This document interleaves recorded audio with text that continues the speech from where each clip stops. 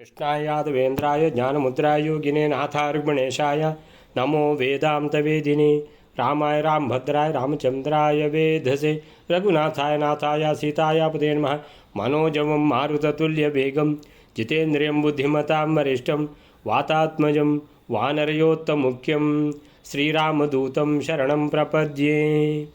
ओं नारायणं निखिलपूर्णगुणैकदेहं निर्दोषम् आप्यतमम् अपि अखिलैः सुवाक्यैः अस्योद्भवादिदम् अशेषविशेषतोऽपि वन्द्यं सदा प्रियतमं मम सन्नमामि। व्यासाय भवनाशाय श्रीशाय गुणराशे हृद्याय शुद्धविद्याय मध्वाय च नमो नमः। तपस्वाध्याय शुश्रूषा कृष्णपूजारतं मुनिं विश्वेशमिष्टदं वन्दे परिव्राट् चक्रवर्तिनम्। ओम ओम अथातो ब्रह्म जिज्ञासा ओम श्री गुरुभ्यो नमः हरि ओम। ನರಕಾಸುರನ ಪ್ರಾಗ್ಜ್ಯೋತಿಷಪುರದ ಆ ಮೂರು ಪರ್ವತ ದುರ್ಗ, ವನದುರ್ಗ, ಅದು ಯಾವುದು ಜಲದುರ್ಗ, ಆಮೇಲೆ ಮುರ ಎಂಥ ಪಾಶದುರ್ಗ, ಆ ಮೂರು ದುರ್ಗಗಳನ್ನು ಏನು ಮಾಡಿದ್ದಾನೆ, ತುಂಡು ತುಂಡು ಪುಡಿ ಪುಡಿ ಮಾಡಿ ಅಂತೇಳಿದರೆ ಯಾವ ದುರ್ಗಗಳು ಇರಲಿಲ್ಲ ಅನ್ನುವ ರೀತಿಯಲ್ಲಿ ರಸ್ತೆ ದೊಡ್ಡ ಹೈವೇ ಮಾಡಿದಾಗೆ ಮಾಡಿಬಿಟ್ಟಿದ್ದಾನೆ ಕೃಷ್ಣ ಭಗವಂತ. ಅಲ್ಲಿ ಭಗವಂತನ ಶಕ್ತಿ ಅನ್ನುವಂಥದ್ದು ಅದಕ್ಕೆ ಪಾರವೇ ಇಲ್ಲ. ಅದು ಎಷ್ಟು ಶಕ್ತಿ ಅಂತ, ಆ ಶಕ್ತಿಯನ್ನು ದೇವತೆಗಳಿಗೆ ಕೂಡ ಊಹಿಸ್ಲಿಕ್ಕಾಗಲಿಲ್ಲ, ಅಂತಹ ಶಕ್ತಿ ಪರಮಾತ್ಮನದ್ದು. ಸೊ ಅಲ್ಲಿಂದ ಮುಂದಕ್ಕೆ ಹೋದಾಗ ಬಂದು ಮೇಲೆ ಬಿದ್ದರೂ 5 ಜನ ಅಮಾತ್ಯರು, ಯಾರು ನಮ್ಮ ಭೌಮಾಸುರಂದು, ಅವರಿಗೂ ಕೂಡ ಬ್ರಹ್ಮದೇವರ ವರ ಇದೆ. ಸೊ ಮೇಲೆ ಬಿದ್ದಾಗ ಆ 5 ಜನರನ್ನು ಕಳಿಸಿಬಿಟ್ಟಿದ್ದಾನೆ ಮೃತ್ಯುಲೋಕಕ್ಕೆ ಭಗವಂತ. ಸೊ ಅಲ್ಲಿಂದ ಮುಂದೆ ಏನಾಗ್ತದೆ ಅಂತ ನೋಡುವ. 96ನೇ ಶ್ಲೋಕ ಆಗಿದೆ, 97ನೇ ಶ್ಲೋಕ ವೇಳೆ ಶ್ರೀ ಗುರುಭ್ಯೋ ನಮಃ. ತೇಷಾಂ ಸುತಾಃ ಸಪ್ತ ಸಪ್ತೋರ್ವೀರ್ಯ ವರಾದವಧ್ಯಾಗಿರಿಶಸ್ಯಾಪಿ ವೇತುಃ ತಾನಸ್ತ್ರಶಸ್ತ್ರಾಪಿ ಮುಚಃ ಶರೋತ್ತಮೈಃ ಸಮರ್ಪಯಾಮಾಸ ಚ ಮೃತ್ಯವೇಚ್ಯುತಃ. 97ನೇ ಶ್ಲೋಕ. ನರಕಾಸುರನ 5 ಜನ ಅಮಾತ್ಯರನ್ನು ಸಂಹರಿಸಿದ ನಂತರ ಆ ಅಮಾತ್ಯರ 7 ಮಂದಿ ಪರಾಕ್ರಮಿಗಳಾದ ರುದ್ರನ ವರದಿಂದ ಅವಧ್ಯರಾದ ಆ ಮಕ್ಕಳು ಕೂಡ ಯುದ್ಧಕ್ಕಾಗಿ ಬಂದರು. ಅಸ್ತ್ರ ಶಸ್ತ್ರಗಳನ್ನು ಬಿಡತಕ್ಕಂತಹ ಆ ಅಮಾತ್ಯ ಪುತ್ರರನ್ನು ಉತ್ತಮಗಳಾದ ಶರಗಳಿಂದ ಆ ನಾಶರಹಿತನಾದ ಆ ಶ್ರೀಕೃಷ್ಣನು ಅವರನ್ನು ಮೃತ್ಯುವಿಗೆ ಸಮರ್ಪಿಸಿದನು, ಅಂದರೆ ಅವರೆಲ್ಲರನ್ನು ಕೂಡ ಸಂಹರಿಸಿದನು.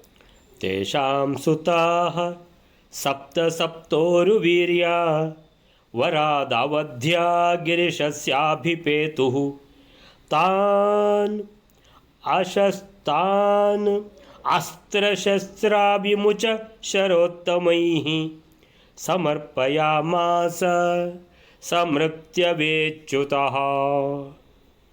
ತೇಷಾಂ ಸುತಾಃ, ಈಗ ಬಂದವರು ಯಾರು ಅಂತೇಳಿದರೆ ಆ 5 ಜನ ಮಂತ್ರಿಗಳು ಯಾರಿದ್ದಾರೆ ಅವರು ಯಮಲೋಕಕ್ಕೆ ಹೋಗಿ ಆಯಿತು. ಅವರ ಪುತ್ರರು ಬಂದಿದ್ದಾರೆ, ಅವರು ಸಹ ಏನು ಕಡಿಮೆಯವರಲ್ಲ, ರಾಕ್ಷಸ ಪುತ್ರರು. ಇವರು ಮಹಾರಾಕ್ಷಸರೇ. ಏನಂತೇಳಿದರೆ ತೇಷಾಂ ಸುತಾಃ ಸಪ್ತ ಸಪ್ತ ಉರುವೀರ್ಯಾಃ, 7 ಜನ ಅಂತೇಳಿದರೆ 7 ಜನ ಅಂತ ಕೊಟ್ಟಿದ್ದಾರೆ. ಅಂತೇಳಿದರೆ ಒಬ್ಬರೊಬ್ಬರಿಗೆ 7 ಮಕ್ಕಳ ಅನ್ನುವಂತೆ ಸಾಮಾನ್ಯ 30-35 ಜನ ಆಯ್ತು. ಈಗ ಸಪ್ತ ಸಪ್ತೋರು ಉರುವೀರ್ಯ. ವೀರ್ಯ ಅಂತೇಳಿದರೆ ಮಹಾಪರಾಕ್ರಮ, ಉರು ಅಂತೇಳಿದರೆ ದೊಡ್ಡ ಪರಾಕ್ರಮದವರು. ವರಾತ್ ಅವಧ್ಯ, ಇವರಿಗೂ ವರ ಇದೆ. ಇವರಿಗೆ ಅಂತೇಳಿದರೆ ಭೌಮಾಸುರನಿಗೆ ಬ್ರಹ್ಮದೇವರ ವರ ಇತ್ತು, ಆ ಭೌಮಾಸುರನ ಮಂತ್ರಿಗಳಿಗೆ ಬ್ರಹ್ಮದೇವರ ವರ ಇತ್ತು. ಇವರಿಗೆ ಯಾವ ವರ ಅಂತೇಳಿದರೆ ಇವರು ರಾಕ್ಷಸರೇ ಅಲ್ವಾ, ರಾಕ್ಷಸರ ಮಕ್ಕಳು. ಇವರು ಸಹ ಅಂತೇಳಿದರೆ ಈ ಅಸ್ತ್ರ ಬೀದೆ ಅಂತ ಒಂದು ಮೊದಲು ಇರ್ತಿತ್ತು, ಅದು ಹಾಗೆ. ಸೊ ರಾಕ್ಷಸರ ಮಕ್ಕಳು ಕೂಡ ಮಹಾರಾಕ್ಷಸರೇ ಇವರು ಕೂಡ. ಸೊ ವರಾದ ಅವಧ್ಯ ಗಿರೀಶಸ್ಯ ಅಭಿಪೇತು, ಇವರಿಗೆ ಯಾರು ವರ ಕೊಟ್ಟದ್ದಂದರೆ ಗಿರೀಶ ಅಂತೇಳಿದರೆ ಯಾರು, ರುದ್ರದೇವರು. ಗಿರೀಶ ಅಂದರೆ ಕೈಲಾಸಗಿರಿಯ ಒಡೆಯ ರುದ್ರದೇವರು ವರ ಕೊಟ್ಟಿದ್ದಾರೆ ಇವರಿಗೂ ಕೂಡ. ಸೊ ರುದ್ರ ವರದಿಂದ ಕೊಬ್ಬಿದ್ದಾರೆ ಇವರು ಕೂಡ. ಇವರು ಬಂದು ಅಭಿಪೇತುಹು ಅಭಿಮುಖವಾಗಿ ಬಂದು ಬಿದ್ದರು ಮೈ ಮೇಲೆ, ಕೃಷ್ಣನ ಮೈ ಮೇಲೆ ಬಿದ್ದರು. ಯಾರಂತೇಳಿದರೆ ಇವರು ಈ ಮಕ್ಕಳು ಅಂತೇಳಿದರೆ ಹೆಸರಿಗೆ ಮಾತ್ರ ಮಕ್ಕಳು, ಏನು ಸಂಬಂಧದಲ್ಲಿ ಮಾತ್ರ. ಅಂದರೆ ರಾಕ್ಷಸರ ಮಕ್ಕಳು ಅಂದರೆ ಇವರು ಇನ್ನೂ ಅಂದರೆ ಯುವ ರಾಕ್ಷಸರು ಇವರು, ಸೇರಿ ಕಡಿಮೆಯವರಲ್ಲ. ಸೊ ರುದ್ರದ ವರ ಬೇರೆ ಇದೆ, ರುದ್ರದೇವರ ವರ ಬೇರೆ ಇದೆ. ಆದ್ದರಿಂದ ಮಹಾರಾಕ್ಷಸರೇ ಇವರು ಕೂಡ. ಅಭಿಪೇತುಹು ಮೈ ಮೇಲೆ ಬಿದ್ದರು ಕೃಷ್ಣನ. ತಾನ್ ಅವರನ್ನು ಅಸ್ತ್ರಶಸ್ತ್ರಾಭಿಮುಚಃ ನಾನಾ ರೀತಿಯ ಅಸ್ತ್ರಗಳನ್ನು ಕೃಷ್ಣನ ಮೇಲೆ ಮಳೆಗರಿತಾ ಇದ್ದಾರೆ. ಶಸ್ತ್ರ ಅಂದರೆ ಗದೆ, ಖಡ್ಗ, ಬಿಲ್ಲು ಬಾಣ ಏನೆಲ್ಲ ಉಪಯೋಗಿಸಿದ್ದಾರೆ ಅಂತ. ಸೊ ಶಸ್ತ್ರ ಅಭಿಮುಚಃ, ಮುಚಃ ಅಂದರೆ ಬಿಡುವುದು, ಅಭಿಮುಚಃ ಅಂದರೆ ತನ್ನ ಮೇಲೆ ಬಿಡ್ತಾ ಇದ್ದಾರೆ, ಕೃಷ್ಣನ ಮೇಲೆ. ಅಭಿಮುಚಃ ಅಭಿಪೇತುಹು ಅಂದರೆ ಮೇಲೆ ಬಿದ್ದಿದ್ದಾರೆ, ಮೇಲೆ ಬಿದ್ದು ನಾನಾ ಅಸ್ತ್ರಶಸ್ತ್ರದಿಂದ ಭಗವಂತನನ್ನು ಕೊಲ್ಲಲಿಕ್ಕೆ ಪ್ರಯತ್ನ ಮಾಡ್ತಾ ಇದ್ದಾರೆ. ಅವರನ್ನು ಶರೋತ್ತಮೈಹಿ ಉತ್ತಮ ಶರಗಳಿಂದ, ಶರ ಉತ್ತಮೈಹಿ ಅಂತೇಳಿದರೆ ತೃತೀಯ ವಿಭಕ್ತಿ, ಉತ್ತಮವಾದ ಬಾಣಗಳಿಂದ, ತೃತೀಯ ವಿಭಕ್ತಿ ಉತ್ತಮವಾದ ಬಾಣಗಳಿಂದ ಸಮರ್ಪಯಾಮಾಸ ಸಮೃತ್ಯವೇ ಅಚ್ಯುತಃ. ಅಚ್ಯುತಃ ಅಂತ ಹೇಳಿದರು. ಅಂದರೆ ಯಾಕೆ ಹೇಳಿದರು ಮಧ್ವಾಚಾರ್ಯರು ಅಚ್ಯುತಃ ಅಂತ ಹೇಳಿದರೆ, ಅವರು ಅಸ್ತ್ರಶಸ್ತ್ರ ಭಾಳ ಪ್ರಯೋಗಿಸಿದ್ದಾರೆ ಭಗವಂತನ ಮೇಲೆ. ಆದರೆ ಭಗವಂತನಿಗೆ ಏನೂ ಚ್ಯುತಿ ಆಗಲಿಲ್ಲ. ಒಂದು ಚೂರು, ಒಂದು ಕೂದಲು ಕೂಡ ಅಲುಗಾಡಲಿಲ್ಲ ಭಗವಂತನದ್ದು ಅಂಥೇಳಿದರೆ. ಇಷ್ಟೆಲ್ಲ ರುದ್ರವರದಿಂದ ನಾನಾ ಅಸ್ತ್ರಗಳನ್ನು ಶಸ್ತ್ರಗಳನ್ನು ಭಗವಂತನ ಮೇಲೆ ಪ್ರಯೋಗ ಮಾಡಿದರೂ ಭಗವಂತನಿಗೆ ಏನೂ ಆಗಲಿಲ್ಲ. ಬದಲು ಉತ್ತಮ ಶರಗಳಿಂದ ಭಗವಂತ ಏನು ಮಾಡಿದ ಅಂದರೆ ಅವರನ್ನು ಮೃತ್ಯವೇ ಸಮರ್ಪಯಾಮಾಸ, ಮೃತ್ಯುದೇವರಿಗೆ ಸಮರ್ಪಣೆ ಮಾಡಿದ. ಯಾರನ್ನು? ಅವರಷ್ಟು ಜನರನ್ನು. ಅಷ್ಟು ಜನರು ರುದ್ರದೇವರಿಂದ ವರದಿಂದ ಕೊಬ್ಬಿದವರು, ಮಂತ್ರಿ ಮಕ್ಕಳು, ಮಹಾರಾಕ್ಷಸರು. ರುದ್ರದೇವರ ವರ ಬೇರೆ ಇದ್ದು ಮಹಾಪರಾಕ್ರಮಿಗಳು, ಉರುವೀರ್ಯ ಅಂತ ಹೇಳ್ತಾರೆ. ಮಹಾಪರಾಕ್ರಮಿಗಳು ಬಂದು ಕೃಷ್ಣನ ಮೇಲೆ ಬಹಳ ಅಸ್ತ್ರಶಸ್ತ್ರ ಪ್ರಯೋಗ ಮಾಡಿದ್ದಾರೆ. ಕೃಷ್ಣನನ್ನು ಏನು ಮಾಡಲಿಕ್ಕೂ ಆಗಲಿಲ್ಲ ಅವರಿಗೆ. ಆದರೆ ಕೃಷ್ಣ ಅವರನ್ನು ಎಲ್ಲರನ್ನೂ ಕೂಡ ಮೃತ್ಯುವಿಗೆ, ಯಮನಿಗೆ ಸಮರ್ಪಯಾಮಾಸ, ಸಮರ್ಪಣೆ ಮಾಡಿದ. ಅಂದರೆ ಯಮದೇವರೇ ಕರ್ಕೊಂಡೋಗಿ ಅವರ 5 ಜನರನ್ನು ಕರ್ಕೊಂಡೋಗಿದ್ದೀರಲ್ಲ, ಈಗ ಇವರನ್ನು ಇಷ್ಟು ಜನರನ್ನು ಕರ್ಕೊಂಡೋಗಿ, 7 ಮಂದಿ ಮಕ್ಕಳಿದ್ದಾರೆ ಅವರಿಗೆ, ಅವರೆಲ್ಲರನ್ನು ಕರ್ಕೊಂಡೋಗಿ ಅಂತ ಅಷ್ಟು ಜನರನ್ನು ಕಳಿಸಿಬಿಟ್ಟ ಯಮಲೋಕಕ್ಕೆ. 97ನೇ ಶ್ಲೋಕಕ್ಕೆ ಅವರು 7 ಮಂದಿ ಅಂದರೆ ಒಬ್ಬೊಬ್ಬರಿಗೂ 7 ಮಕ್ಕಳು, ಅಂದರೆ ಒಟ್ಟು 35 ಜನ ಮಂತ್ರಿಪುತ್ರರು ಎಂದರ್ಥ. ಅವರೆಲ್ಲ ಶ್ರೀಕೃಷ್ಣನಿಂದ ಹತರಾದರು. 96ನೇ ಶ್ಲೋಕ ಮುಗಿತು, 97ನೇ ಶ್ಲೋಕ ಮುಗಿತು. ಎಲ್ಲರೇ ನೆಕ್ಸ್ಟ್ ಶ್ಲೋಕ 98ನೇ ಶ್ಲೋಕ. ಹತ್ವಾ ಪಂಚತ್ರಿಂಶತೋ ಮಂತ್ರಿಪುತ್ರಾನ್ ಜಗಾಮ ಭೌಮಸ್ಯ ಸಕಾಶಮಾಶು ಶ್ರುತ್ವಾ ಭೌಮ ಕೃಷ್ಣಮಾಯಾಂತಮಾರಾಮ್ ಅಕ್ಷೋಹಿಣಿ ತ್ರಿಂಶಕೇನಾಭ್ಯಯಾತ್ತಂ. 98ನೇ ಶ್ಲೋಕ. ಆ 35 ಜನ ಮಂತ್ರಿಪುತ್ರರನ್ನು ಕೃಷ್ಣನು ಕೊಂದು ನರಕಾಸುರನ ಸಮೀಪಕ್ಕೆ ಬೇಗನೆ ತೆರಳಿದನು. ಆಗ ನರಕಾಸುರನು ಕೃಷ್ಣನನ್ನು ತನ್ನತ್ತ ಬರುತ್ತಿರುವುದನ್ನಾಗಿ ಕೇಳಿ ಶೀಘ್ರದಲ್ಲಿ ಅಕ್ಷೋಹಿಣಿಗಳ 30 ಸಂಖ್ಯಾಕವಾದ ಸೇನೆಯಿಂದ ಕೂಡಿಕೊಂಡು ಎದುರಾಗಿ ಬಂದನು. ಹತ್ವಾ ಪಂಚತ್ರಿಂಶತ್ ಮಂತ್ರಿಪುತ್ರಾನ್ ಜಗಾಮ ಭೌಮಸ್ಯ ಸಕಾಶಮಾಶು ಶುತ್ವಾ ಭೌಮಃ ಕೃಷ್ಣಂ ಆಯಾಂತಮಾರಾತ್ ಅಕ್ಷೋಹಿಣಿ ತ್ರಿಂಶಕೇನಾಭ್ಯಯಾತ್ತಂ ಹತ್ವಾ ಪಂಚತ್ರಿಂಶತಃ. ಇದು ಏನು ಕಡಿಮೆ ಇಲ್ಲ, 35 ಜನ ಮಂತ್ರಿ ಮಕ್ಕಳು, ಅವರು ಮಹಾಪರಾಕ್ರಮಿಗಳು, ಮಹಾರಾಕ್ಷಸ ಪುತ್ರರು ಅಂತೇಳಿದರೆ ಅಷ್ಟು ಜನ ನಾನಾ ಅಸ್ತ್ರಶಸ್ತ್ರದಿಂದ ಭಗವಂತನನ್ನು ಕೊಲ್ಲಲು ಪ್ರಯತ್ನಿಸಿದ್ದಾರೆ. ಭಗವಂತನನ್ನು ಏನೂ ಮಾಡಲಿಕ್ಕೆ ಆಗಲಿಲ್ಲ ಅವರಿಗೆ. ಭಗವಂತನನ್ನು ಏನೂ ಮಾಡಲಿಕ್ಕೆ ಆಗದಿದ್ದರೂ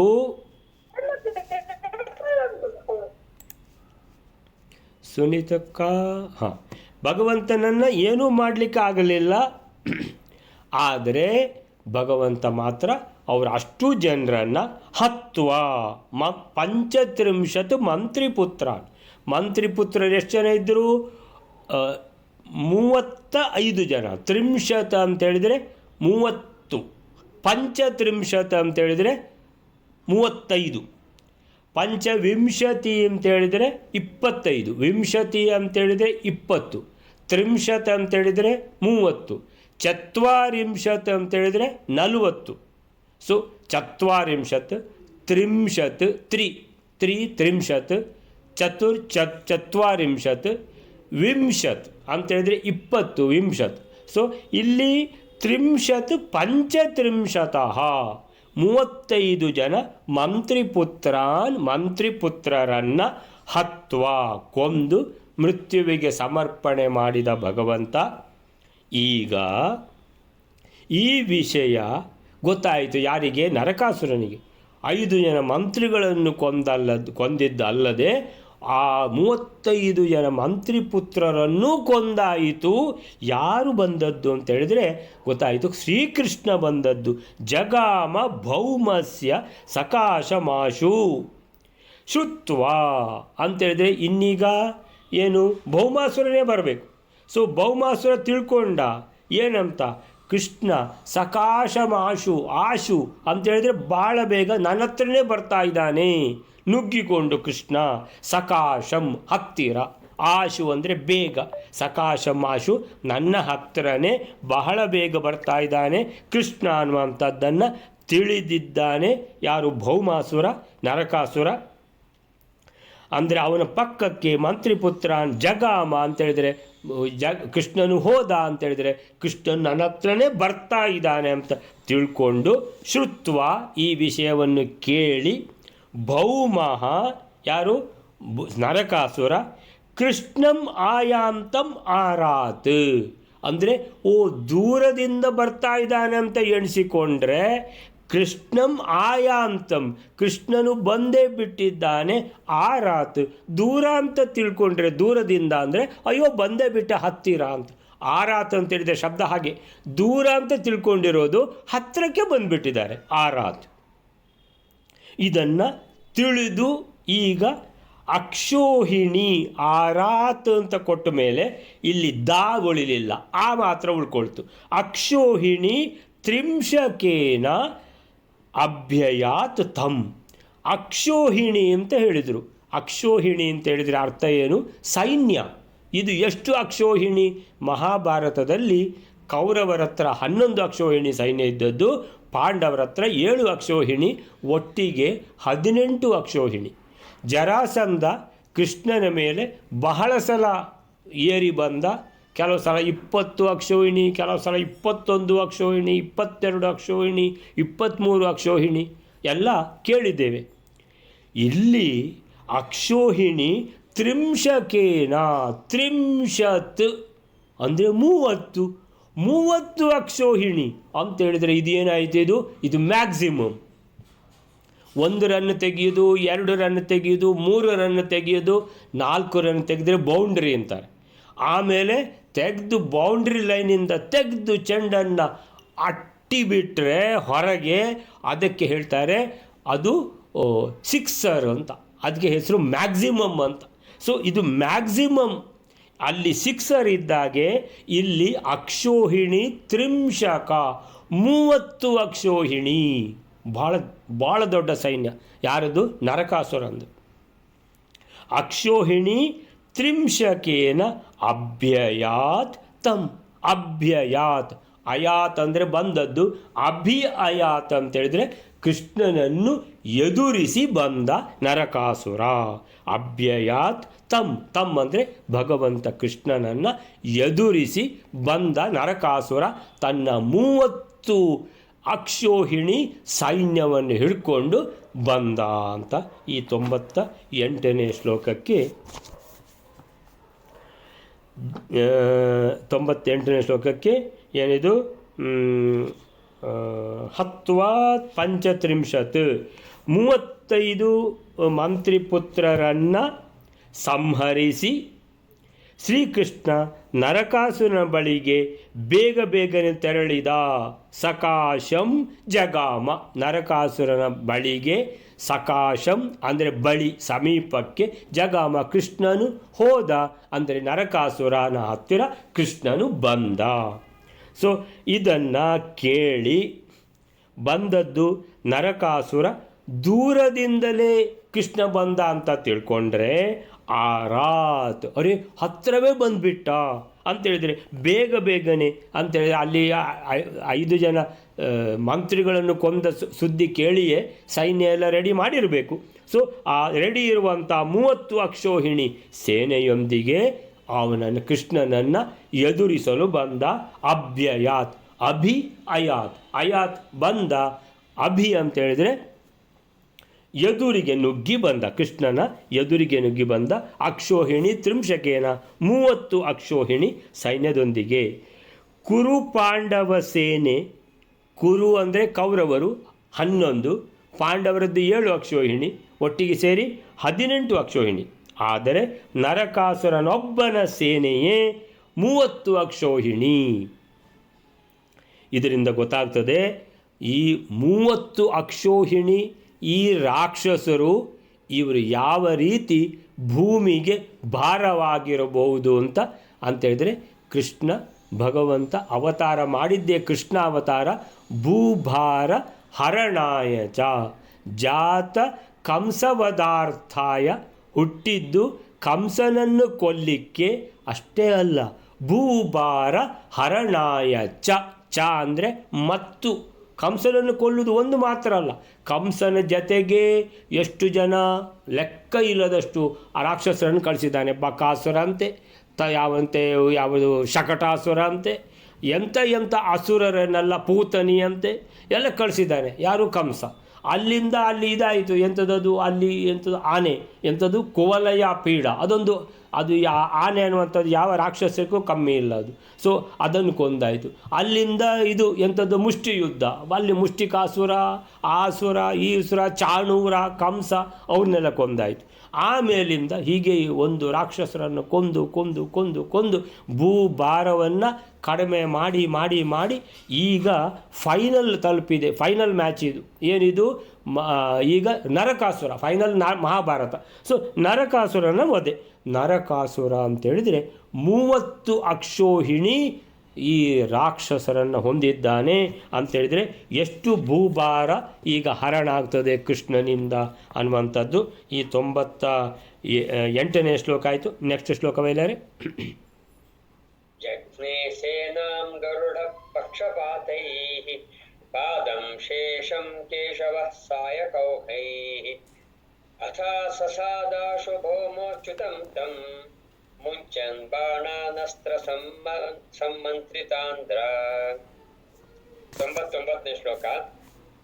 ಈ 30 ಅಕ್ಷೋಹಿಣಿ ಸೈನ್ಯವನ್ನು, ಅದರಲ್ಲಿ ಗರುಡನು ತನ್ನ ರೆಕ್ಕೆ ಹೊಡೆತಗಳಿಂದ 4ನೇ ಒಂದು ಪಾಲು ಸೇನೆಯನ್ನು ಸಂಹರಿಸಿದನು. ಉಳಿದಿದ್ದ ಸೇನೆಯನ್ನು ಕೃಷ್ಣನು ಬಾಣಗಳ ಸಮೂಹಗಳಿಂದ ಕೊಂದನು. ಅನಂತರದಲ್ಲಿ ನರಕಾಸುರನು ಅಸ್ತ್ರಗಳಿಂದ ಚೆನ್ನಾಗಿ ಅಭಿಮಂತ್ರಿಗಳಾದ ಬಾಣಗಳನ್ನು ಬಿಡುವವನಾಗಿ ಬೇಗನೆ ಆ ಕೃಷ್ಣನನ್ನು ಸಮೀಪಿಸಿದನು. ಜಗ್ನೇ ಸೇನಾಂ ಗರುಡ ಪಕ್ಷಪಾತೈಃ ಪಾದಂ ಶೇಷಂ ಅಥವಾ ಶೇಷಾಂ ಕೇಶವಸ್ಸಾಯಕೌಘೈಃ ಅಥಾಸಸಾದ ಆಶು ಭೌಮೋಚ್ಯುತಂ ತಂ ಮುಂಚನ್ ಶರಾನ್ ಅಸ್ತ್ರ ಸಮ್ಮಂತ್ರಿತಾನ್ ದ್ರಾಕ್. ಜಗ್ನೇ ಸೇನಾಂ, ಸೇನಾಂ ಜಗ್ನೇ ಅಂತೇಳಿದರೆ ಈ ಇಷ್ಟು ದೊಡ್ಡ ಸೇನೆ ಅಂತೇಳಿದರೆ ಗರುಡ ನೋಡಿದ.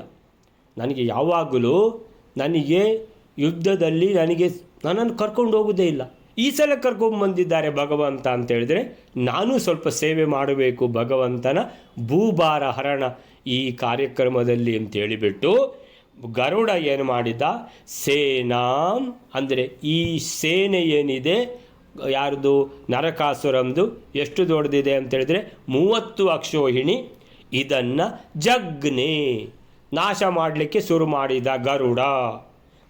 ಗರುಡ ಪಕ್ಷಪಾತೈ, ಪಕ್ಷಪಾತ ಮಾಡುವುದರ ಮೂಲಕ ಅಂದರೆ ಎಂಥದ್ರಿ ಪಕ್ಷಪಾತ ಮಾಡೋದು ಅಂತ ಹೇಳಿದ್ರೆ ಒಬ್ಬರನ್ನು ಕೊಂದು ಇನ್ನೊಬ್ಬರನ್ನು ಕೊಲ್ಲದೇ ಇರುವುದ. ಪಕ್ಷಪಾತೈ, ಪಕ್ಷ ಅಂದರೆ ರೆಕ್ಕೆ, ಪಾತೈಹಿ ಅಂತೇಳಿದರೆ ಬೀಳುವುದು.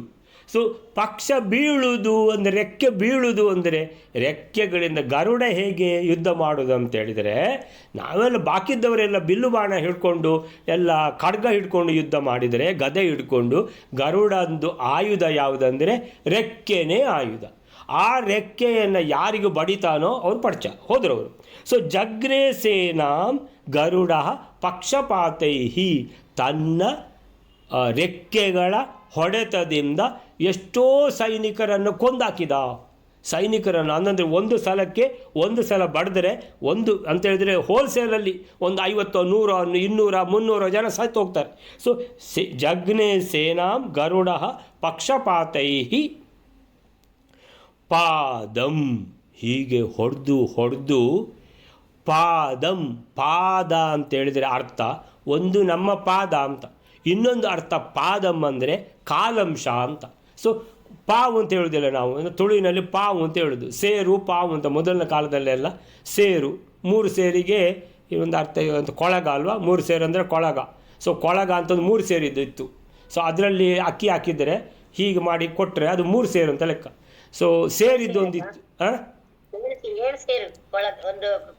ಕೊಳಗ 7 ಸೇರ, ಮತ್ತು 3 ಸೇರಿದ್ದು ಇನ್ನೊಂದಿತ್ತಾ, ಹಾಂ ಕೊಳಗ 7 ಸೇರ. ಹಾಂ, ಸೊ ಕೊಳಗ ಅಂತ ದೊಡ್ಡದು ನಮ್ಮ ಮನೇಲಿ ಒಂದಿತ್ತು ಮಾರ್ರೆ, 3 ಸೇರು ಅಂದರೆ ನನಗೆ ಆ ಥರ ನೆನಪು ಇರಲಿ. ಸೊ ಅಂತೂ ಕೊಳಗ ಅಂದರೆ ದೊಡ್ಡ ಪಾತ್ರೆ, ಯಾವುದು ಕಲಶ ಥರ, ಅಂದರೆ ಹೀಗೆ ಸಿಲಿಂಡರ್ ಥರನೇ, ಮರದ್ದೆಲ್ಲ, ಮೊದಲೆಲ್ಲ ಮರದ್ದೇ ಅಲ್ಲ. ಸೇರು ಮಾತ್ರ ಮರದ್ದಿರಲಿಲ್ಲ, ಅದು ಕಬ್ಬಿಣದ್ದು, ತಾಮ್ರದ್ದೇನ ಸೇರು. ಸೊ ಸೇರು ಅಂದರೆ 1 ಸೇರು ಅಂದರೆ 1 kg ಸ್ವಲ್ಪ ಕಡಿಮೆ, ಅಂದರೆ ಅಬೌಟ್ 1 kg ಅಂತ ಇಟ್ಕೊಳ್ಳಿ. ಸೊ ಹೀಗೆ ಅಂದರೆ ಇದು ಪಾವು ಅಂತೇಳಿದರೆ ಪಾವು ಲೆಕ್ಕ ಈಗಲೂ ಸಹ ಪಾವು ಉಂಟು. ಪಾವು ಲೆಕ್ಕ ಎಲ್ಲಿದೆ ಅಂತೇಳಿದರೆ ತುಪ್ಪ 1/4 kgಗೆ 1 ಪಾವು ಅಂತ ಹೇಳೋದುಂಟು ತುಪ್ಪಕ್ಕೆ ಈಗಲೂ ಸಹ. ಪಾವು ಅಂತೇಳಿದರೆ ಒಂದು ಅಂದರೆ 4ನೇ 1 ಅಂಶ, ಕಾಲು ಅಂತ, 1/4 kg.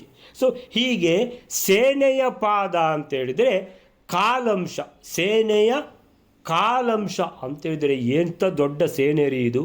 30 ಅಕ್ಷೋಹಿಣಿ ಸೇನೆಯ ಕಾಲಂಶ ಅಂದರೆ ಸಾಮಾನ್ಯ 7-8 ಅಕ್ಷೋಹಿಣಿ ಸೈನ್ಯವನ್ನು ಗರುಡನೇ ಪಕ್ಷಪಾತದ ಮೂಲಕ, ತನ್ನ ಪಕ್ಷಗಳ ಹೊಡೆತದ ಮೂಲಕ ಗರುಡನೇ ಕೊಂದಾಕಿದ, ಜಗ್ನೇ ಕೊಂದಾಕಿದ.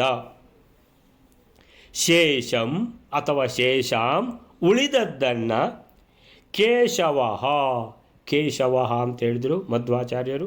ಕೇಶವ ಅಂತೇಳಿದರೆ ಯಾರಲ್ಲಿ ಯುದ್ಧಕ್ಕೆ ನಿಂತದ್ದು? ಭಗವಂತ. ಎಂಥ ಭಗವಂತ ಅಂತೇಳಿದರೆ ಈಶ ವ, ಅಂತೇಳಿದರೆ ಬ್ರಹ್ಮದೇವರು, ಈಶ ಅಂದರೆ ರುದ್ರದೇವರು, ವ ಅಂತೇಳಿದರೆ ಪ್ರವರ್ತಕ. ಬ್ರಹ್ಮದೇವರಿಗೂ ರುದ್ರದೇವರಿಗೂ ಪ್ರೇರಣೆ ಕೊಡುವಂಥ ಭಗವಂತ. ಭಗವಂತನ ಪ್ರೇರಣೆ ಇಲ್ಲದೆ ಅವರು ಕೂಡ ಕೆಲಸ ಮಾಡಲಿಕ್ಕೆ ಸಾಧ್ಯ ಇಲ್ಲ ಅಂತ ಹೇಳಿದರೆ ಭಗವಂತನ ಶಕ್ತಿ ಅಪಾರ ಶಕ್ತಿ. ಅಂಥ ಕೇಶವ ಭಗವಂತ ಅವನನ್ನು ಗೆಲ್ಲುವುದೇನಾದರೂ ಸುಲಭದ ಮಾತೇ? ಅಂದರೆ ಅಂಥ ಅಪಾರ ಶಕ್ತಿ ಹೊಂದಿದ್ದ ಭಗವಂತ ಏನು ಮಾಡಿದ? ಶೇಷಾಂ ಅಂದರೆ ಇನ್ನು ಮುಕ್ಕಾಲಂಶ ಉಂಟಲ್ಲ, ಶೇಷಾಂ ಕೇಶವ ಸಾಯಕೌಘೈಹಿ.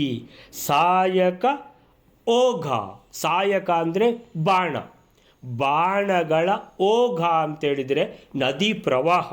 ಗಂಗಾ ನದಿಯಲ್ಲಿ ಪ್ರವಾಹ ಬಂದರೆ ಕೇಳಬೇಕಾ ಎಷ್ಟು ನೀರು, ಲೆಕ್ಕ ಅದನ್ನು ನೋಡಲಿಕ್ಕಾಗೋದಿಲ್ಲ. ಅಂದರೆ ಗಂಗಾ ನದಿಯನ್ನು ಪ್ರವಾಹದ ಟೈಮಲ್ಲಿ ನೀವು ನೋಡಿದರೆ ಅಯ್ಯೋ ಇದು ಸಮುದ್ರದ ಹಾಗೆ ಕಾಣ್ತದೆ. ಅದು ಇದು ನದಿಯ ಇದು ಸಮುದ್ರವ ಅಂತ ಗೊತ್ತಾಗೋದಿಲ್ಲ ಗಂಗಾ ನದಿ ಪ್ರವಾಹ ಬಂದಾಗ.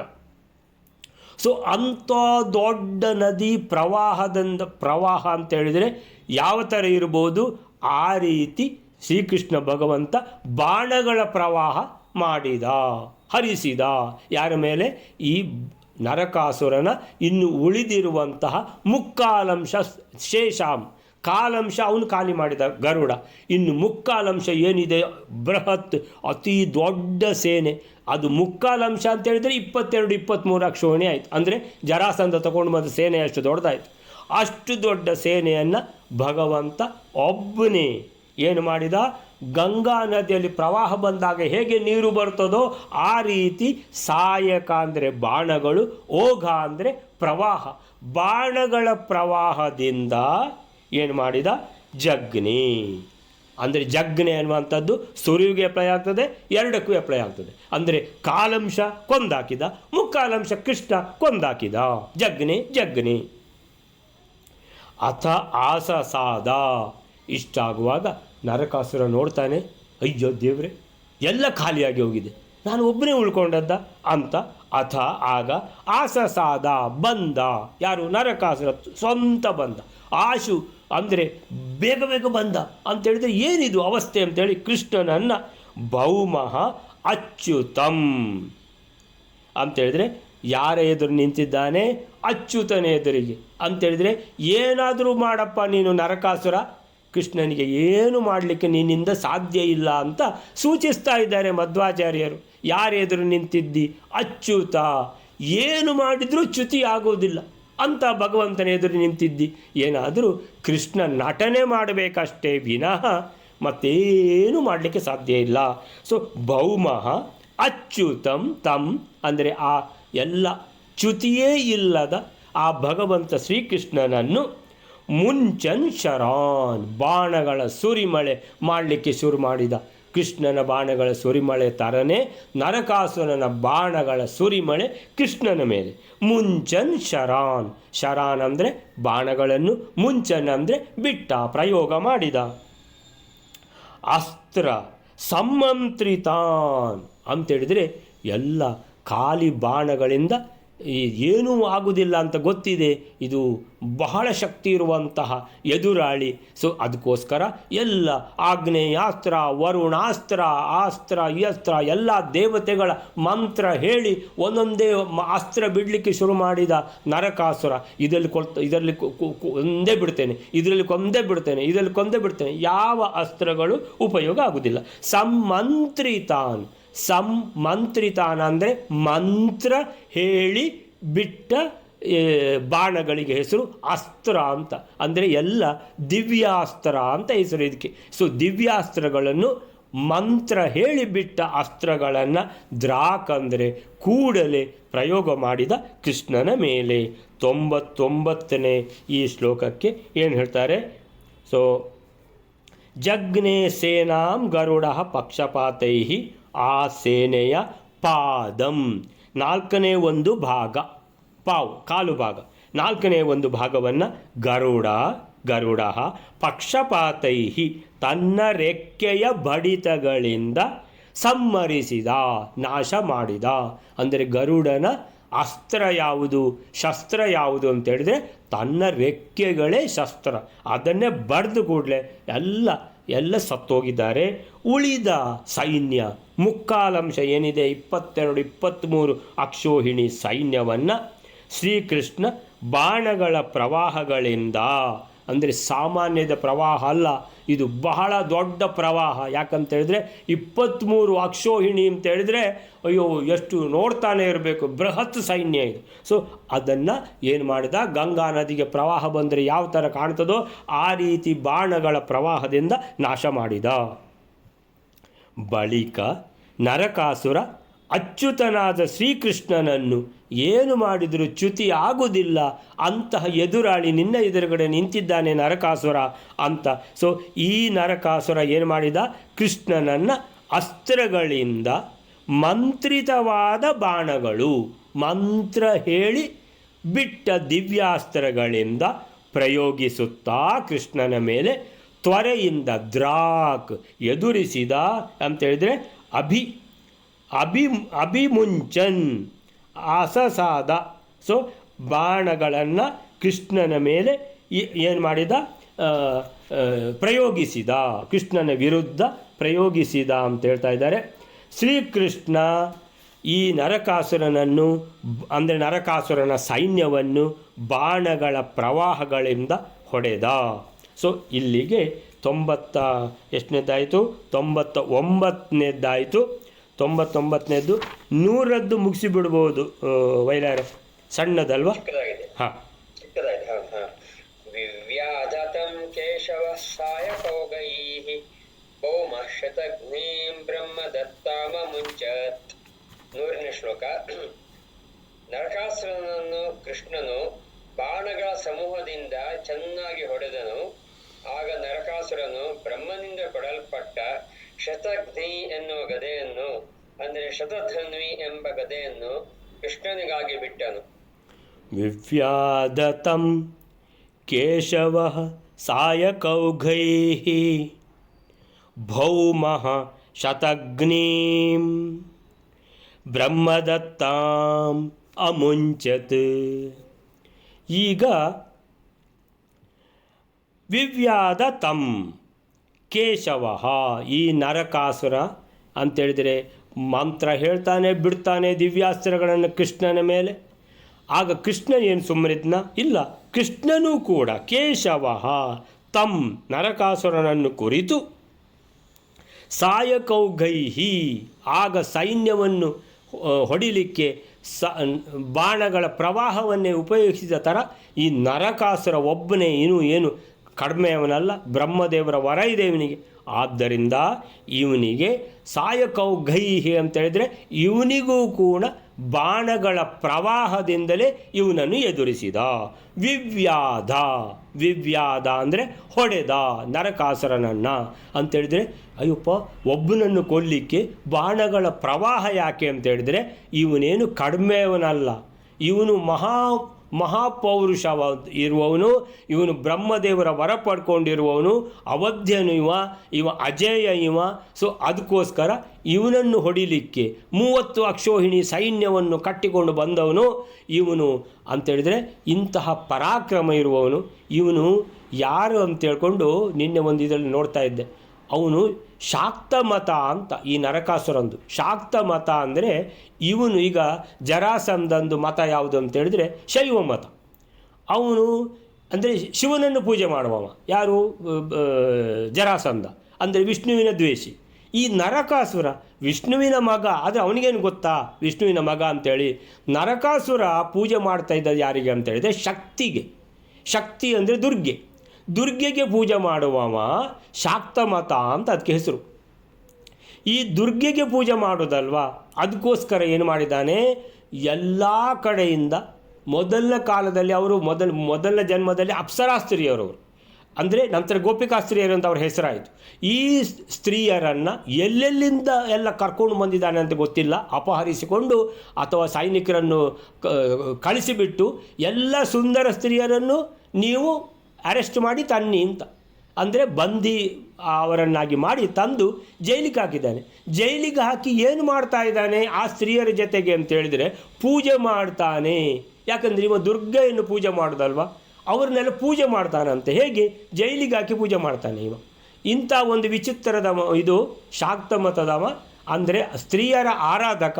ಸ್ತ್ರೀಯರನ್ನು ಆರಾಧನೆ ಮಾಡಲಿಕ್ಕೆ ಅವರನ್ನು ಎಲ್ಲೆಲ್ಲಿಂದ ಕರ್ಕೊಂಡು ಬಂದು ಅವನನ್ನು ಎಲ್ಲಿಟ್ಟಿದ್ದಾರೆ, ಆ ಸ್ತ್ರೀಯರನ್ನೆಲ್ಲ ಜೈಲಿನಲ್ಲಿ ಇಟ್ಟಿದ್ದಾರೆ ಅಂತೇಳಿದರೆ. ಈ ಕೃಷ್ಣ ಮಾಡುವಂಥ ಕೆಲಸ ಏನು? ಅಷ್ಟು ಜನರನ್ನು ಬಿಡಿಸುವಂಥದ್ದು. ನರಕಾಸುರನನ್ನು ಕೊಂದಾದ ಮೇಲೆ ಅವರನ್ನು ಬಿಡಿಸುವಂಥದ್ದು ಸುರುವಿನ ಕೆಲಸ. ಅಂದರೆ ಭೂಭಾರ ಹರಣ. ಮತ್ತು ಈ 16,100 ಜನ ಯಾರನ್ನು ಅಪ್ಸರಾ ಸ್ತ್ರೀಯರನ್ನು ಅಂಥ ಚೆಲುವೆಯರನ್ನು ನರಕಾಸುರ ಪೂಜೆ ಮಾಡಲಿಕ್ಕೆ ಅಂತ ಕರ್ಕೊಂಡು ಬಂದು ಜೈಲಲ್ಲಿಟ್ಟಿದ್ದಾನೆ ಅಂತೇಳಿದರೆ ನಿಮಗೆ ಎಷ್ಟು ಸೋಜಿಗಾಗ್ತದೆ ನೋಡಿ. ಇದು ಎಂಥದ್ರಿ ಸ್ಪೆಷಲ್, ಇಷ್ಟು ತನಕ ಕೇಳಲೇ ಇಲ್ಲ ಅಂತ. ಅವನು ಜರಾಸಂಧ ಏನು ಮಾಡಿದ್ದ? ಶೈವ ಭಕ್ತ. ಅವನು ರುದ್ರದೇವರ ಹೋಮ ಮಾಡಬೇಕು, ರುದ್ರದೇವರಿಗೆ ಏನು ಮಾಡಬೇಕು, ಪ್ರಸನ್ನ ರುದ್ರದೇವರಿಗೆ ಸಂತೋಷ ಮಾಡಬೇಕು ಅಂತೇಳಿಬಿಟ್ಟು ರುದ್ರ ಹೋಮ ಮಾಡಬೇಕು. ರುದ್ರ ಹೋಮ ಮಾಡಲಿಕ್ಕೆ ಈ ಗೋಪಿಕಾ ಸ್ತ್ರೀಯರದ್ದೇ ಅಂತೇಳಿದರೆ ಆ ಅಣ್ಣಂದಿರು ಅಪ್ಪಂದಿರು ಅವರೆಲ್ಲ, ಅಂದರೆ ಅವ ಯಾರನ್ನು ಎಲ್ಲಿ ತಗೊಂಡು ಜೈಲಿಗೆ ಇಟ್ಟಿದ್ದಾನೋ ಅವರೆಲ್ಲ ಅವರೇ. ಅವರು ಯಾಕೆ ಇಟ್ಟಿದ್ದಾನೆ ಅವರನ್ನು ಜೈಲಿಗೆ ಅಂತೇಳಿದರೆ, ರುದ್ರಹೋಮ ಮಾಡುವ ದಿವಸ ಅವ್ರನ್ನೆಲ್ಲ ಬಲಿ ಕೊಡೋದು ಅಂತ. ಅವ ಜರಾಸಂಧ, ಎಂಥ ಎಲ್ಲ ಹುಚ್ಚರಿದ್ದಾರೆ ನೋಡಿ, ಮಹಾ ದೊಡ್ಡ ದೊಡ್ಡ ಹುಚ್ಚರಿದ್ದಾರೆ. ಸೊ ಈ ರೀತಿಯಲ್ಲಿ ಅಂತೇಳಿದರೆ ಒಬ್ಬರೊಬ್ಬರಿಗೆ ಒಂದೊಂದು ನಮನೆದ್ದು. ಹೀಗೆ ವಿವ್ಯಾದತಂ ಕೇಶವ ಸಾಯಕೌಘೈಹಿ ಅಂತೇಳಿದರೆ ಭಗವಂತ ಇಂಥ ದೊಡ್ಡ ರಾಕ್ಷಸ ಯಾರಿವ ನರಕಾಸುರ. ಸೊ ನರಕಾಸುರನನ್ನು ಕೊಂದದ್ದು ಅಂತ ದೇವತೆಗಳೆಲ್ಲ ನೋಡ್ತಾ ಇರ್ಬೋದು. ಎಲ್ಲರೂ ಯಾರೆಲ್ಲ ನೋಡ್ತಾ ಇದ್ದಾರೋ ಅವ್ರಿಗೆ ಗೊತ್ತಾಗಬೇಕಲ್ವ, ಈಗ ಕೃಷ್ಣ ಯುದ್ಧ ಮಾಡ್ತಾ ಇರೋದು ನರಕಾಸುರನ ಮೇಲೆ ಅಂತ. ಓ ನರಕಾಸುರನ ಮೇಲೆ ಯುದ್ಧ ಮಾಡಲಿಕ್ಕೆ ಓ ಕೃಷ್ಣ ಬಾಣಗಳ ಸುರಿಮಳೆಯೇ ಮಾಡ್ತಾ ಇದ್ದಾನೆ. ಯಾಕೆ ಅಂತೇಳಿದರೆ ಬ್ರಹ್ಮದೇವರಿಗೆ ಅಪಮಾನ ಆಗಬಾರ್ದು. ಬ್ರಹ್ಮದೇವರ ವರ ಏನು ಉಪಯೋಗ ಆಗಲಿಲ್ಲ ಅಂತ ಯಾರಾದರೂ ಮಾತಾಡಿಕೊಂಡ್ರೆ, ಇಲ್ಲ ನೋಡಿ ಬ್ರಹ್ಮದೇವರ ವರ ಇದೆಯಲ್ಲ ನೋಡಿ, ಕೃಷ್ಣ ಭಾಳ ಪ್ರಯತ್ನ ಮಾಡ್ತಾ ಇದ್ದಾನೆ ಕೊಲ್ಲಿಕ್ಕೆ, ಅದಕ್ಕೋಸ್ಕರ ಬಾಣಗಳ ಸುರಿಮಳೆ ಮಾಡ್ತಾ ಇದ್ದಾನೆ, ಪ್ರವಾಹವನ್ನೇ ಹರಿಸ್ತಾ ಇದ್ದಾನೆ ಅಂತೇಳಿದರೆ, ಈ ಮೂಲಕ ಕೃಷ್ಣ ಏನು ಮಾಡ್ತಾ ಇರೋದು ಅಂತೇಳಿದರೆ ಬ್ರಹ್ಮದೇವರ ಗೌರವ ಹೆಚ್ಚಾಗಲಿ. ಸಾಯಲಿಕ್ಕೆ ಲಾಸ್ಟಾಗ ಅವ ಸಾಯುದೆ, ಯಾರು ನರಕಾಸುರ ಸಾಯುವ ಮೊದಲು ಅಂದರೆ ಬ್ರಹ್ಮದೇವರ ವರ ಅಂತ 4 ಜನರಿಗೆ ಗೊತ್ತಾಗಬೇಕಲ್ವಾ. ನರಕಾಸುರನಿಗೆ ಮೊದಲು ಗೊತ್ತಾಗಬೇಕು, ಓ ಬ್ರಹ್ಮದೇವರ ವರ ಇರೋದರಿಂದ ಬಾಣಗಳ ಪ್ರವಾಹನೇ ನನ್ನ ಮೇಲೆ ಬರ್ತಾ ಇದೆ, ಆದರೂ ಇನ್ನೂ ಏನು ನಾನು ಸಾಯಲಿಲ್ಲ ಬದುಕಿದ್ದೇನೆ ಅಂತ ತಿಳ್ಕೊಳ್ತಾ ಇದ್ದಾನೆ. ಸೊ ಹೀಗೆ ಕೇಶವ ಬಾಣಗಳ ಪ್ರವಾಹದಿಂದ ಸಾಯಕೌಘೈಹಿ ಹೊಡೆದ ವಿವ್ಯಾಧ. ನರಕಾಸುರ ಸುಮ್ಮನೆ ಕೂತ್ಕೋತಾನ, ನರಕಾಸುರ ಏನು ಮಾಡಿದ, ತೆಗೆದ. ಯಾವುದದು? ಬ್ರಹ್ಮದೇವರಿಂದ ಕೊಟ್ಟದ್ದು, ಬ್ರಹ್ಮದತ್ತ. ಬ್ರಹ್ಮದೇವರು ಕೊಟ್ಟಿದ್ದಾರೆ ನಿನಗೆ ಏನಂತೇಳಿದರೆ, ಅಂತಹ ಒಂದು ಸಂದರ್ಭ ಬಂದಾಗ ಅಂತೇಳಿದರೆ ನೀನು ಪ್ರಾಣ ಅಪಾಯದಲ್ಲಿ ಉಂಟು ಅಂತೇಳಿದರೆ ಒಂದು ನಿನಗೆ ಕೊಡ್ತೇನೆ ನೋಡು. ಇದು ಏನಿದು? ಶತಘ್ನೀಂ. ಇದು ಒಂದು ಗದೆ. ಶತಘ್ನೀಂ ಅಂತ ಯಾಕೆ ಹೆಸರು ಅಂತೇಳಿದರೆ, ಒಂದೇ ಪೆಟ್ಟಿಗೆ 100 ಜನರನ್ನು ಇದು ಕೊಂದಾಕಿ ಬಿಡ್ತದೆ. ಅಂಥ ದೊಡ್ಡ ಶಕ್ತಿ ಇರುವಂತಹ ಈ ಗದೆಯನ್ನು ನಿಮಗೆ ಕೊಡ್ತಾ ಇದ್ದೇನೆ ಅಂತ ಬ್ರಹ್ಮದೇವರು ಕೊಟ್ಟಿದ್ದಾರೆ. ಯಾರಿಗೆ? ಇವನಿಗೆ, ಶತಘ್ನೀಂ. ಆ ಶತಘ್ನಿಯನ್ನು ಕೃಷ್ಣನ ಮೇಲೆ ಪ್ರಯೋಗಿಸಿದ. ಶತಘ್ನೀಂ ಬ್ರಹ್ಮದತ್ತಾಂ, ಬ್ರಹ್ಮದೇವರು ವರರೂಪದಲ್ಲಿ ಕೊಟ್ಟದ್ದು, ಅದನ್ನು ಅಮುಂಚತ್ ಪ್ರಯೋಗಿಸಿದ. ಯಾರ ಮೇಲೆ? ಕೃಷ್ಣನ ಮೇಲೆ. ಕೃಷ್ಣನಿಗೆ ಮಧ್ವಾಚಾರ್ಯರು ಹೇಳಿದರು, ಕೇಶವ ಇವನ ಮೇಲೆ ನೀನು ಪ್ರಯೋಗಿಸ್ತೀಯಲ್ವಾ, ಏನು ಉಪಯೋಗ ಇಲ್ಲ ಅಂತ ಗೊತ್ತಿಲ್ವ ನಿನಗೆ? ಈ ಕೇಶವನೇ ಅಚ್ಯುತ, ಇವನಿಗೆ ಚ್ಯುತಿ ಮಾಡಲಿಕ್ಕೆ ಶತಘ್ನಿ ಬಿಟ್ಟು ಏನು ಬಂದರೂ ಏನು ಚ್ಯುತಿ ಮಾಡಲಿಕ್ಕೆ ಆಗೋದಿಲ್ಲ.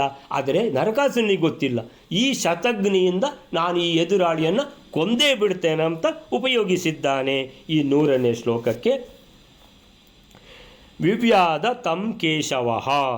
ಆಗ ಕೃಷ್ಣನು ಬಾಣಗಳ ಪ್ರವಾಹದಿಂದ ಸಾಯಕೌಘೈಹಿ, ಸಾಯಕ ಅಂದರೆ ಬಾಣ, ಓಘ ಅಂದರೆ ಪ್ರವಾಹ, ಘೈಹಿ ಅಂದರೆ ತೃತೀಯ ವಿಭಕ್ತಿ, ಈ ಪ್ರವಾಹದಿಂದ ಕೇಶವ ತಂ ನರಕಾಸುರನನ್ನು ವಿವ್ಯಾದ ಹೊಡೆದಾಗ ನರಕಾಸುರ ಏನು ಮಾಡಿದ? ಬ್ರಹ್ಮದೇವರು ನೀಡಿದ್ದು ಬ್ರಹ್ಮದತ್ತಾಂ ಶತಘ್ನೀಂ, ಒಂದು ಸಲಕ್ಕೆ 100 ಜನರನ್ನು ಕೊಂದು ಬಿಡುವಂಥ ವಿಶಿಷ್ಟ ಗದೆ, ಆಯುಧ, ಅದನ್ನು ಏನು ಮಾಡಿದ? ಅಮುಂಚತ್ ಕೃಷ್ಣನ ಮೇಲೆ ಪ್ರಯೋಗಿಸಿದ ಅಂತ ಹೇಳುವಲ್ಲಿಗೆ ಇವತ್ತಿನ ನಿಲ್ಲಿಸ್ಕೊಳ್ಳೋಣ. ಶ್ರೀಕೃಷ್ಣ ಅರ್ಪಣ ಮಸ್ತು.